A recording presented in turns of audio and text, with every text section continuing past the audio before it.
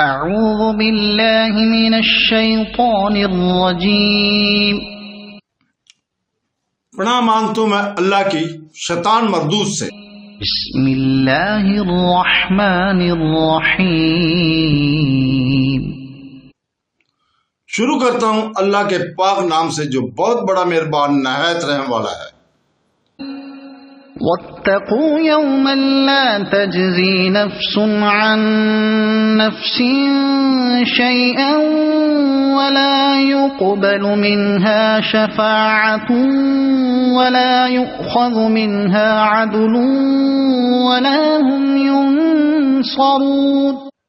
اس دن سے ڈرتے رہو جب کوئی کسی کو نفع نہ دے سکے گا، اور نہ شفاعت اور نہ سفارش قبول ہوگی، اور نہ کوئی بدلہ اور فدیہ لیا جائے گا، اور نہ وہ مدد کیے جائیں گے۔ یہ تفسیر اس کی ہم پیش کر رہے ہیں ابن کثیر سے۔ نعمتوں کو بیان کر کے اب عذابوں سے ڈرایا جا رہا ہے اس آیت میں کہ کوئی کسی کو کچھ بھی فائدہ نہ دے گا، جیسے فرمایا ہے، یعنی کسی کا بوجھ کسی پر نہ پڑے گا۔ ایک مقام پر ہے، یعنی اس دن ہر شخص اپنی فکر میں پڑا ہوا ہوگا۔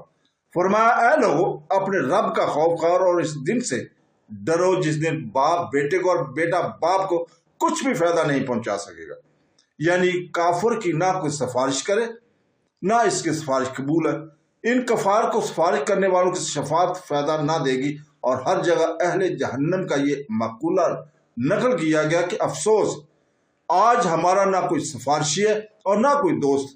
ایک اور مقام پر ہے فدیہ بھی نہ لیا جائے گا۔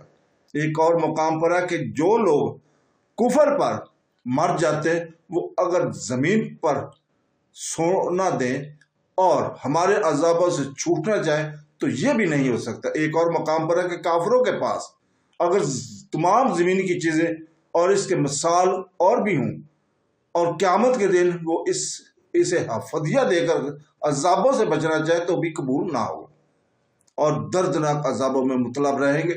اور جگہ ہے کہ گو وہ زبردست فدیہ دیں پھر بھی قبول نہیں۔ ایک اور مقام پر ہے کہ آج نہ تم سے بدلہ لیا جائے گا نہ کافروں سے، تمہارا ٹھکانہ جہنم ہے، اس کی آگ تمہاری مولا ہے۔ مطلب یہ ہے کہ ایمان بغیر صرف سفارش اور شفاعت کا آسرا بیکار محض ہے۔ قرآن کریم میں ہے کہ اس دن سے پہلے نیکیاں کر لو، جس دن نہ خرید و فروخت ہوگی، نہ دوستی اور نہ شفاعت اور جگہ ہے۔ اس دن نہ بے ہے نہ دوستی۔ عدل کے معنی یہاں بدلے کے ہیں، اور بدلہ اور فدیہ ایک ہے۔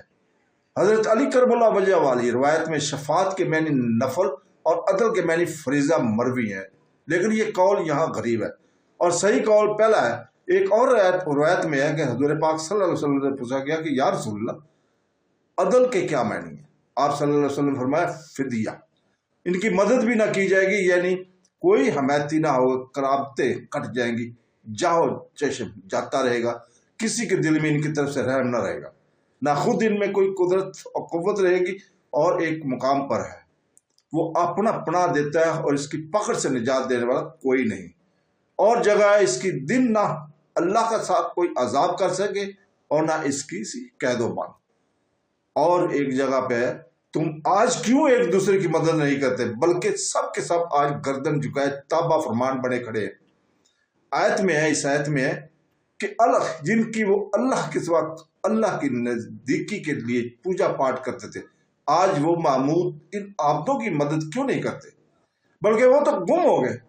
مطلب یہ ہے کہ محبتیں فنا ہو گئی، رشوتیں کٹ گئی، شفاعتیں مٹ گئیں، آپس کی امداد اور نصرت ہٹ گئی۔ معاملہ اس عادل اور حاکم و جبار اور قہار اللہ تعالیٰ مالک الملک سے پڑا ہے، جس کے ہاتھ سفارشیوں کی سفارشیں اور مددگاروں کی مدد کچھ کام نہ آئے گا، بلکہ اپنی تمام برائیوں کا بدلہ بھگتنا پڑے۔ ہاں، یہ اس کی کمال بندہ پروری اور رحم و کرم، انعام و اکرام ہے کہ گناہ کا بدلہ برابر دے اور نیکی کا بدلہ کم از کم 10 گنا بڑھا دے۔ قرآن کریم میں ایک مقام پر ارشاد فرمایا ہے کہ انہیں ذرا ٹھہراتا کہ ان سے ایک سوال کر لیا جائے کہ آج یہ ایک دوسرے کی مدد سے ہٹ کر اپنی فکر میں کیوں مشغول، بلکہ ہمارے سامنے گردن جھکائے اور تابع فرمان بنے کھڑے ہیں۔ صدق اللہ